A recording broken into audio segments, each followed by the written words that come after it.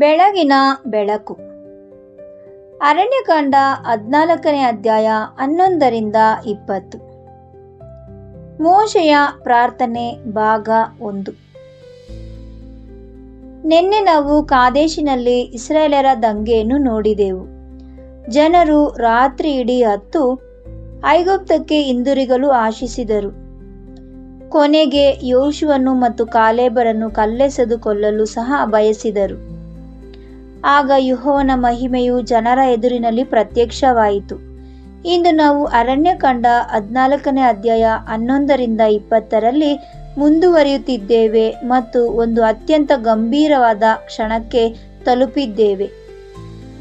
ಏಕೆಂದರೆ ಯೆಹೋವನು ಈಗ ನ್ಯಾಯ ತೀರ್ಪಿನ ಬಗ್ಗೆ ಮಾತನಾಡುತ್ತಿದ್ದಾನೆ ಹಾಗೂ ಒಬ್ಬ ವ್ಯಕ್ತಿಯು ಜನರಿಗಾಗಿ ಮಧ್ಯಸ್ಥಿಕೆ ವಹಿಸಿ ಪ್ರಾರ್ಥಿಸಲು ಆ ಮಧ್ಯದ ಜಾಗದಲ್ಲಿ ನಿಲ್ಲುತ್ತಾನೆ. ಯೆಹೋವನು ಮೋಶೆಗೆ, ಈ ಜನರು ಎಷ್ಟು ಕಾಲ ನನ್ನನ್ನು ನಿರ್ಲಕ್ಷಿಸುವರು? ನಾನು ಅವರ ಮಧ್ಯದಲ್ಲಿ ಮಾಡಿದ ಇಷ್ಟೆಲ್ಲ ಅದ್ಭುತ ಸೂಚಕ ಕಾರ್ಯಗಳನ್ನು ನೋಡಿದ ಮೇಲೆಯೂ ಅವರು ನನ್ನನ್ನು ಎಂದಿಗೂ ನಂಬುವುದಿಲ್ಲವೇ ಎಂದರು. ನಂತರ ದೇವರು ಒಂದು ಆಘಾತಕಾರಿ ಘೋಷಣೆಯನ್ನು ಮಾಡಿದನು. ಆ ಜನರನ್ನು ಕಾಯಿಲೆಯಿಂದ ಹೊಡೆದು ನಾಶ ಮಾಡುವುದಕ್ಕಾಗಿ ಹೇಳಿದನು ಮತ್ತು ಮೋಶೆಗೆ, ಆದರೆ ನಾನು ನಿನ್ನಿಂದ ಅವರಿಗಿಂತ ದೊಡ್ಡದಾದ ಮತ್ತು ಬಲವಾದ ಜನಾಂಗವನ್ನು ಉಂಟು ಮಾಡುವೆನು ಎಂದನು. ಇದೊಂದು ವಿಸ್ಮಯಕಾರಿ ಹೇಳಿಕೆ. ಇಡೀ ಇಸ್ರಾಯೇಲ್ ಜನಾಂಗವನ್ನು ಬದಿಗಿಟ್ಟು ಮೋಶೆಯೊಬ್ಬನಿಂದಲೇ ಹೊಸ ಜನಾಂಗವನ್ನು ನಿರ್ಮಿಸಲು ದೇವರು ಮುಂದಾದನು. ಯಾವುದೇ ಸಾಮಾನ್ಯ ಮನುಷ್ಯನಾಗಿರದೆ ಇಂತಹ ಕೊಡುಗೆಗೆ ಮರುಳಾಗಿದ್ದನು. ಒಂದು ದೊಡ್ಡ ಜನಾಂಗದ ಪಿತೃವಾಗುವುದು, ತನ್ನ ಹೆಸರು ಪ್ರಸಿದ್ಧಿಯಾಗುವುದು ಮತ್ತು ಹಠಮಾರಿ ಹಾಗೂ ದಂಗೆಕೋರ ಜನರಿಂದ ಮುಕ್ತಿ ಹೊಂದುವುದು, ಇವೆಲ್ಲವೂ ಮೋಶೆಯ ಮುಂದಿಟ್ಟ ದೊಡ್ಡ ವೈಯಕ್ತಿಕ ಗೌರವಗಳಾಗಿದ್ದವು. ಆದರೆ ಮೋಶೆ ತನ್ನ ಬಗ್ಗೆ ಯೋಚಿಸಲಿಲ್ಲ. ಅವನು ಯೆಹೋವನ ನಾಮದ ಬಗ್ಗೆ ಮತ್ತು ಯೆಹೋವನ ಜನರ ಬಗ್ಗೆ ಯೋಚಿಸಿದನು. ಆ ಕೊಡುಗೆಯನ್ನು ಸ್ವೀಕರಿಸುವ ಬದಲು ಅವನು ಇಸ್ರಾಯೇಲಿಗಾಗಿ ಗಿಂಜಿಡಲು ಮನವಿ ಮಾಡಲು ಪ್ರಾರಂಭಿಸಿದನು. ಮೋಶೆ ದೇವರ ಮುಂದೆ ಒಂದು ಸುಂದರವಾದ ವಾದವನ್ನು ಮಂಡಿಸಿದನು. ಐಗುಪ್ತರು ಮತ್ತು ಸುತ್ತಮುತ್ತಲಿನ ಜನಾಂಗದವರು ಇದನ್ನು ಕೇಳುವರು ಎಂದು ಅವರು ಹೇಳಿದನು.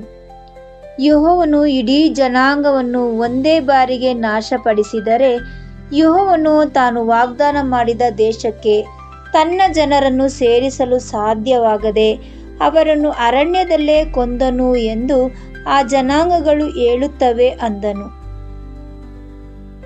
ಯೆಹೋವನ ನಾಮ ಮತ್ತು ಗೌರವಕ್ಕೆ ಇತರ ಜನಾಂಗಗಳಲ್ಲಿ ಕುಂದು ಬರಬಾರದು ಎಂಬುದೇ ಮೋಶೆಯ ಮುಖ್ಯ ಕಾಳಜಿ ಆಗಿತ್ತು.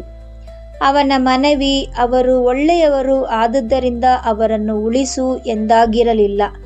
ಬದಲಿಗೆ ನಿನ್ನ ಸ್ವಂತ ಶ್ರೇಷ್ಠ ನಾಮದ ನಿಮಿತ್ತ ಕಾರ್ಯ ನಡೆಸು ಎಂದಾಗಿತ್ತು. ನಂತರ ಮೋಶೆಗೆ ಯೆಹೋವನ ಸ್ವಭಾವಕ್ಕೆ ಮನವಿ ಮಾಡಿದನು. ಅವನು, ಕರ್ತನೇ, ನೀನು ಹೇಳಿಕೊಂಡಂತೆ ನಿನ್ನ ಶಕ್ತಿಯು ದೊಡ್ಡದೆಂದು ದಯವಿಟ್ಟು ಸಾಬೀತುಪಡಿಸು. ಅರಣ್ಯಕಾಂಡ 14ನೇ ಅಧ್ಯಾಯ 17ನೇ ವಾಕ್ಯ. ಹಾಗೆಯೇ ದೇವರು ತಾನೇ ಹೇಳಿದ ಮಾತುಗಳನ್ನು ಪುನರಾವರ್ತಿಸಿದನು. ಯೆಹೋವನು ಕೋಪಿಸಲು ನಿಧಾನಿಯೂ ಅವರ ಪ್ರೀತಿಯಿಂದ ತುಂಬಿದವನು, ಪ್ರತಿಯೊಂದು ರೀತಿಯ ಪಾಪ ಮತ್ತು ದಂಗೆಯನ್ನು ಕ್ಷಮಿಸುವವನು ಆಗಿದ್ದಾನೆ. ಅರಣ್ಯಕಾಂಡ 14ನೇ ಅಧ್ಯಾಯ 18ನೇ ವಾಕ್ಯ. ಯೆಹೋವನು ಸ್ವತಃ ಪ್ರಕಟಪಡಿಸಿದ ಆತನ ನೈಜ ಸ್ವಭಾವವನ್ನೇ ಮೋಶೆ ಇಲ್ಲಿ ನೆನಪಿಸಿದನು. ತದನಂತರ ಅವನು ನಿನ್ನ ಮಹತ್ತಾದ ಎಂದಿಗೂ ಕುಂದದ ಪ್ರೀತಿಗೆ ಅನುಸಾರವಾಗಿ ದಯವಿಟ್ಟು ಎಂದು ಪ್ರಾರ್ಥಿಸಿದನು. ಅವರು ಐಗುಪ್ತದಿಂದ ಹೊರಟು ಬಂದಿದ್ದನಿಂದ ಇಲ್ಲಿಯವರೆಗೂ ಈ ಜನರ ಪಾಪಗಳನ್ನೇ ಕ್ಷಮಿಸಿದಂತೆಯೇ ಈಗಲೂ ಇವರ ಅಪರಾಧಗಳನ್ನು ಕ್ಷಮಿಸು. ಅದಕ್ಕೆ ಯೆಹೋವನು, ನಿನ್ನ ವಿನಂತಿಯಂತೆಯೇ ನಾನು ಇವರನ್ನು ಕ್ಷಮಿಸಿದ್ದೇನೆ ಎಂದು ಉತ್ತರಿಸಿದನು. ಇಂದು ಅಷ್ಟೊಂದು ಅದ್ಭುತವಾದ ವಿಷಯ.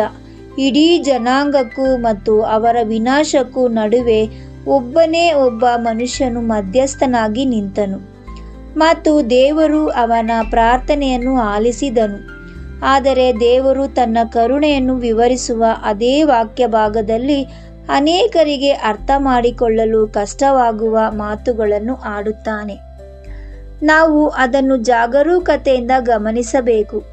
ದೇವರು ಅರಣ್ಯಕಾಂಡ 14ನೇ ಅಧ್ಯಾಯ 18ರಲ್ಲಿ ತಾನು ಅಪರಾಧಿಗಳೆಂದು ಶಿಕ್ಷಿಸದೆ ಬಿಡುವುದಿಲ್ಲವೆಂದು, ತಂದೆಗಳ ಪಾಪ ಫಲವನ್ನು ಮಕ್ಕಳ ಮೇಲೆಯೂ ಇಡೀ ಕುಟುಂಬದ ಮೇಲೆಯೂ 3-4 ತಲೆಗಳವರೆಗೂ ಬರಮಾಡುತ್ತೇನೆ ಎಂದು ಹೇಳುತ್ತಾನೆ. ಮೊದಲ ನೋಟಕ್ಕೆ ಇದು ಕಳವಳಕಾರಿಯಾಗಿ ಕಾಣಿಸುತ್ತದೆ. ತಂದೆ ತಾಯಿಗಳು ಮಾಡಿದ ಪಾಪಗಳಿಗಾಗಿ ಯೆಹೋವನು ನಿರಪರಾಧಿಗಳನ್ನು ಮಕ್ಕಳನ್ನು ಶಿಕ್ಷಿಸುತ್ತಾನೆಯೇ? ಮಗು ಎಂದಿಗೂ ಮಾಡದಿರುವ ತಪ್ಪಿಗಾಗಿ ದೇವರು ಆ ಮಗುವನ್ನು ಅಪರಾಧಿ ಎಂದು ಪರಿಗಣಿಸುತ್ತಾನೆಯೇ? ಇದು ಅತ್ಯಂತ ಪ್ರಮುಖವಾದ ಪ್ರಶ್ನೆಯಾಗಿದೆ. ಇದಕ್ಕೆ ಪವಿತ್ರ ಗ್ರಂಥವೇ ನಮಗೆ ಸ್ಪಷ್ಟವಾದ ಉತ್ತರವನ್ನು ನೀಡುತ್ತದೆ. ಏಕೆಂದರೆ ಯೆಹೋವನು ಎಂದಿಗೂ ತನಗೆ ತಾನೇ ವಿರುದ್ಧವಾಗಿ ಮಾತನಾಡುವವನಲ್ಲ. ವಾಸ್ತವವಾಗಿ ಜನರು ಆ ಮಾತುಗಳಿಗೆ ಹೆದರುವ ಅರ್ಥವೇ ಸಂಪೂರ್ಣ ವಿರುದ್ಧವಾದ ಹೇಳಿಕೆಯನ್ನು ಯೆಹೋವನು ಮತ್ತೊಂದು ಕಡೆಯಲ್ಲಿ ಸ್ಪಷ್ಟವಾಗಿ ಘೋಷಿಸುತ್ತಾನೆ. ಅಂದರೆ ತಂದೆಯ ಅಪರಾಧದ ಹೊರೆಯನ್ನು ಮಗನಾಗಲಿ, ಮಗನ ಅಪರಾಧದ ಹೊರೆಯನ್ನು ತಂದೆಯಾಗಲಿ ಹೊರಬಾರದು ಎಂದು ಆತನು ಹೇಳುತ್ತಾನೆ. ಹಾಗಾದರೆ ಇದರಲ್ಲಿ ಯಾವುದು ನಿಜ?